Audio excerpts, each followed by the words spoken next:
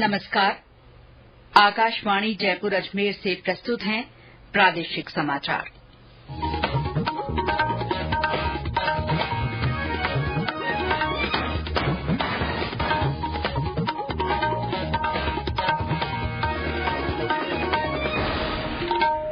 मुख्य समाचार। नई दिल्ली में G20 शिखर सम्मेलन में आम सहमति से दिल्ली घोषणा पारित। सम्मेलन में वैश्विक जैव ईंधन गठबंधन का शुभारंभ। प्रधानमंत्री नरेंद्र मोदी ने मिश्रित ईंधन के क्षेत्र में मिलकर काम करने पर जोर दिया। प्रदेश में राष्ट्रीय लोक अदालतों के माध्यम से बड़ी संख्या में मामलों का आपसी राजीनामे से निपटारा। और राज्य के दक्षिण पूर्वी हिस्सों में कई स्थानों पर हल्की से मध्यम बारिश। उत्तर पश्चिमी जिलों में तेज गर्मी और उमस से जनजीवन प्रभावित।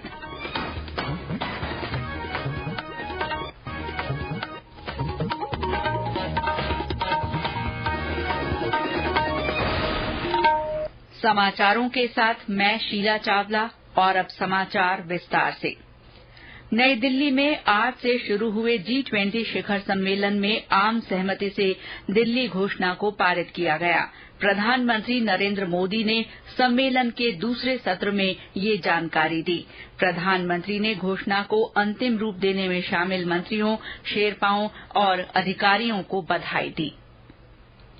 हमारी टीम्स के हार्डवर्क से और आप सभी के सहयोग से नई Delhi G20 leaders summit declaration पर सहमति बनी है। मेरा प्रस्ताव है कि इस लीडर्स डिक्लेरेशन को भी एडॉप्ट किया जाए।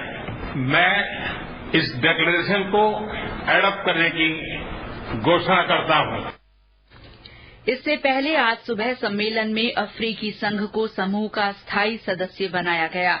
उद्घाटन सत्र में प्रधानमंत्री ने कहा कि भारत की G20 अध्यक्षता देश के भीतर और बाहर समावेशी भावनाओं का प्रतीक बन गई है। उन्होंने कहा कि G20 भारत में अब जन सामान्य का संगठन बन गया है और करोड़ों लोग इससे जुड़ गए हैं। प्रधानमंत्री ने कहा कि ये सबके आगे बढ़ने का और दुनिया को नई दिशा देने का महत्वपूर्ण समय है। इस बीच राष्ट्रपति द्रौपदी मुर्मू ने G20 सम्मेलन में हिस्सा लेने आए सदस्य देशों, मेहमान राष्ट्रों और अंतर्राष्ट्रीय संगठनों के शिष्टमंडलों के सभी प्रमुखों का सोशल मीडिया पोस्ट के जरिए स्वागत किया। राष्ट्रपति मुर्मू विश्व नेताओं के सम्मान में आज रात्रि भोज देंगी। भारत ने आज नई दिल्ली में G20 शिखर सम्मेलन में वैश्विक जैव ईंधन गठबंधन के शुभारंभ की घोषणा की। G20 सत्र में प्रधानमंत्री नरेंद्र मोदी ने मिश्रित ईंधन के क्षेत्र में मिलकर काम करने पर जोर दिया। उन्होंने कहा कि भारत का पेट्रोल में 20% एथेनॉल मिलाने की पहल को वैश्विक स्तर पर ले जाने का प्रस्ताव है। प्रधानमंत्री ने वैश्विक जैव ईंधन गठबंधन में शामिल होने के लिए सभी देशों को आमंत्रित किया। प्रधानमंत्री ने पर्यावरण और जलवायु पर्यवेक्षण के लिए G20 उपग्रह मिशन शुरू करने का भी प्रस्ताव किया। प्रधानमंत्री ने इस पहल में शामिल होने के लिए भी G20 के सभी देशों को आमंत्रित किया। G20 नेताओं के सम्मेलन के साथ ही प्रधानमंत्री नरेंद्र मोदी ने विभिन्न देशों के साथ द्विपक्षीय बैठकों में हिस्सा लिया। श्री मोदी ने ब्रिटेन के प्रधानमंत्री ऋषि सुनक और जापान के प्रधानमंत्री फुमियो किशिदा के साथ बैठक की। प्रधानमंत्री का आज जर्मनी और इटली के नेताओं के साथ भी द्विपक्षीय बैठक करने का कार्यक्रम है। श्री मोदी फ्रांस के राष्ट्रपति इमैनुअल मैक्रों के साथ कल बैठक करेंगे। प्रधानमंत्री कनाडा के नेताओं से भी मिलेंगे और कोमोरोस, तुर्की, संयुक्त अरब अमीरात, दक्षिण कोरिया, यूरोपीय संघ, यूरोपियन कमीशन, ब्राजील और नाइजीरिया के नेताओं के साथ आपसी बैठकों में हिस्सा लेंगे। द्विपक्षीय और G20 सम्मेलन बैठकों के अलावा विश्व के नेता और प्रतिनिधि दिल्ली के विभिन्न भागों में भी जाएंगे। केंद्रीय गृह मंत्रालय ने आज उस मीडिया रिपोर्ट का खंडन किया जिसमें जिक्र था कि मुख्यमंत्री अशोक गहलोत को उनकी हेलीकॉप्टर उड़ान के लिए मंजूरी नहीं दी गई। गृह मंत्रालय ने कहा कि उनके सभी 4 अनुरोधों को मंजूरी दी गई थी। गृह मंत्रालय के प्रवक्ता ने कहा कि एक समाचार रिपोर्ट में राजस्थान के मुख्यमंत्री ने मंत्रालय द्वारा उनके हेलीकॉप्टर उड़ान के लिए मंजूरी से इनकार करने का दावा किया है। उड़ान के लिए मुख्यमंत्री राजस्थान से सीकर सहित 4 अनुरोध प्राप्त हुए थे। सभी को गृह मंत्रालय ने स्वीकृत किया था। एक अन्य पोस्ट में कहा गया कि मुख्यमंत्री राजस्थान के किसी भी अनुरोध को अस्वीकार नहीं किया गया है, जबकि वाणिज्यिक विमानों की सभी निर्धारित उड़ानों और राज्यपालों और राज्य के मुख्यमंत्रियों को उनके राज्य के विमानों पर आवाजाही की अनुमति है। निजी चार्टर्ड उड़ानों के लिए गृह मंत्रालय के विशिष्ट अनुमोदन की आवश्यकता होती है। भाजपा प्रदेश अध्यक्ष सीपी जोशी ने इस घटना पर प्रतिक्रिया व्यक्त करते हुए मुख्यमंत्री अशोक गहलोत की आलोचना की। गौरतलब है कि मुख्यमंत्री अशोक गहलोत ने कल एक सोशल मीडिया प्लेटफॉर्म पर कहा कि G20 के कारण उन्हें गृह मंत्रालय ने सीकर उड़ान भरने की अनुमति नहीं दी, जिसके कारण उन्हें सीकर का दौरा रद्द करना पड़ा। ये समाचार आकाशवाणी जयपुर अजमेर से प्रसारित किए जा रहे हैं। राज्य विधिक सेवा प्राधिकरण की ओर से आज प्रदेश में राष्ट्रीय लोक अदालत लगाई गई। लोक अदालत का आयोजन हाईकोर्ट सहित प्रदेश की सभी अधीनस्थ अदालतों में किया गया। हनुमानगढ़ और बूंदी में लोक अदालत में लोगों की भीड़ रही।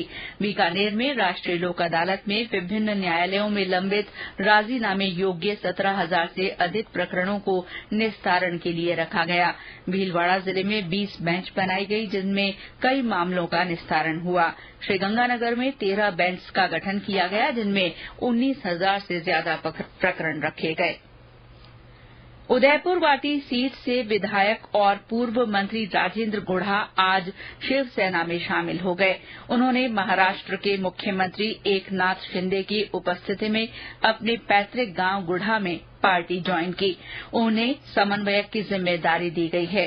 श्री शिंदे ने इस मौके पर मुख्यमंत्री अशोक गहलोत पर निशाना साधते हुए कहा कि उन्होंने 1 साल पहले यहीं पर कहा था कि श्री गुढ़ा के कारण वे मुख्यमंत्री हैं, फिर उन्हीं को बर्खास्त कर दिया। श्री शिंदे ने श्री गुढ़ा को शिवसेना का पट्टा पहनाकर उनका पार्टी में स्वागत किया। श्री गुढ़ा बसपा के टिकट पर चुनाव जीते थे और उसके बाद कांग्रेस में शामिल हो गए थे। इसके बाद श्री गुढ़ा मंत्री बने, लेकिन कुछ समय पहले उन्हें बर्खास्त कर दिया गया।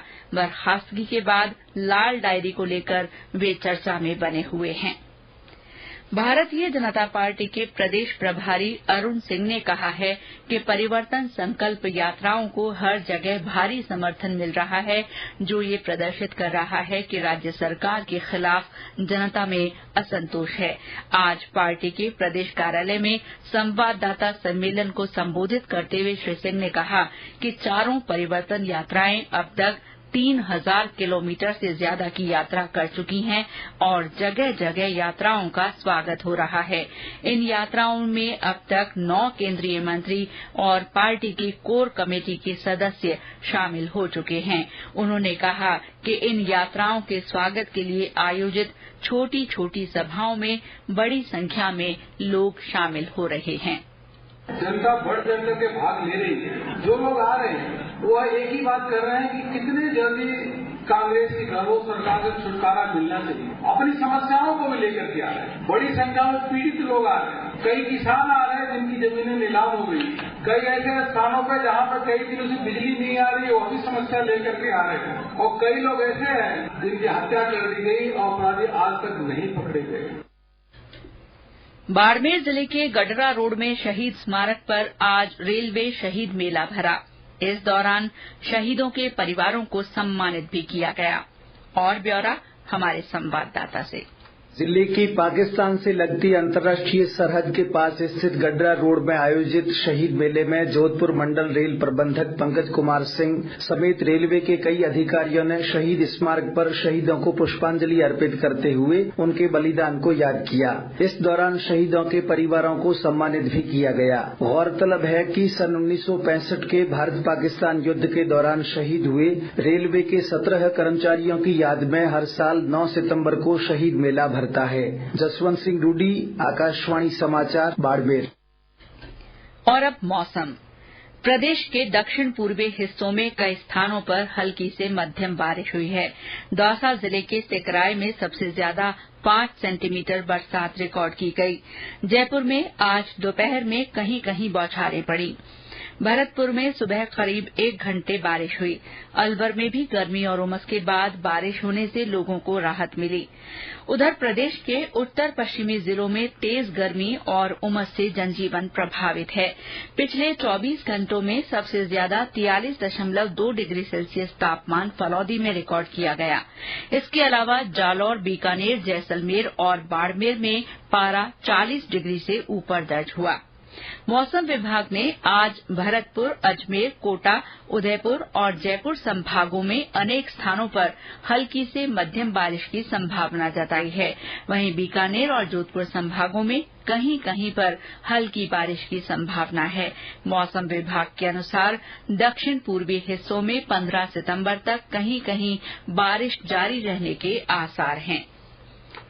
मुख्य सचिव उषा शर्मा ने कहा है कि राजस्थान को अग्रणी प्रदेश बनाने के लिए राजस्थान मिशन 2030 के अंतर्गत राज्य के विभिन्न विभागों द्वारा आम जन और हितधारकों के साथ संवाद कर सुझाव लिए जा रहे हैं। मुख्य सचिव ने आज इस संबंध में समीक्षा बैठक ली। उन्होंने बताया कि मिशन 2030 के अंतर्गत जन कल्याण ऐप के माध्यम से फेस टू फेस सर्वे किया जा रहा है, जिसके तहत लगभग 40 लाख से अधिक भागीदारों से संवाद कर सुझाव लिए जा चुके हैं। वहीं मिशन 2030 की वेबसाइट के माध्यम से लगभग 80,000 से अधिक नागरिकों और विभागीय अधिकारियों तथा कर्मचारियों के सुझाव लिए गए हैं। इसी क्रम में आज सहकारिता विभाग द्वारा राज्य स्तरीय कार्यशाला आयोजित की गई। और अंत में मुख्य समाचार एक बार फिर। नई दिल्ली में G20 शिखर सम्मेलन में आम सहमति से दिल्ली घोषणा को पारित किया गया। सम्मेलन में वैश्विक जैव ईंधन गठबंधन का शुभारंभ किया गया। प्रधानमंत्री नरेंद्र मोदी ने मिश्रित ईंधन के क्षेत्र में मिलकर काम करने पर जोर दिया। राज्य में राष्ट्रीय लोक अदालतों के माध्यम से बड़ी संख्या में मामलों का आपसी राजीनामे से निपटारा किया गया। और प्रदेश के दक्षिण पूर्वी हिस्सों में कई स्थानों पर हल्की से मध्यम बारिश हुई। उत्तर पश्चिमी जिलों में तेज गर्मी और उमस से जनजीवन पर असर पड़ा है। इसके साथ ही प्रादेशिक समाचार बुलेटिन समाप्त हुआ। नमस्कार।